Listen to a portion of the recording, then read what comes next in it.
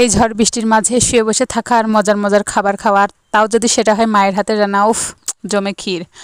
আমার আবার বৃষ্টি বাদল হলে শুধু খেতে মন চাই, এটা খাই ওটা খাই, খালি খাই খাই। তাই আম্মুকে বললাম যে আম্মু কিছু একটা বানাও তো, বৃষ্টির মধ্যে শুধু খেতে মন চাচ্ছে।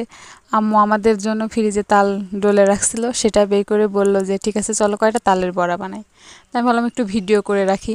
মা বলতেছে যে এটা তুমি নেটে দিবা, আর আমার আরও দুইটা মেয়ে আছে দূরে দূরে থাকে, তারা দেখে বলবে মা এখন এইটা বানাচ্ছে রে, আমরা থাকলে খাতাম। এই হলো মায়ের মন। আসলে মেয়েরা মায়ের বাড়ি আসে অনেক আশা আকাঙ্ক্ষা নিয়ে, যে মায়ের কাছে গিয়ে মায়ের হাতের এইটা খাবো ওইটা খাবো। মা যখন শোনে আমরা 3 বোনের কেউ আসবো, তখনই মা, যখন যেটার সিজন থাকে আমরা যদি কেউ না থাকি, সেটা আমাদের জন্য রেখে দেয়, বলে যে আমার মেয়ে আসলে খাবে। আমার আম্মু আগে আগে একা একা কখনোই কিছু খায় না, বলে আমার খেতে বা করতে খারাপ লাগে যে আমার এই মেয়ে এইটা পছন্দ করে, ওই মেয়ে ওইটা পছন্দ করে, আমি তাদেরকে রেখে একাই খাবো। সেজন্য সে নিজে কিছু খায় না, নিজে কিছু করে না।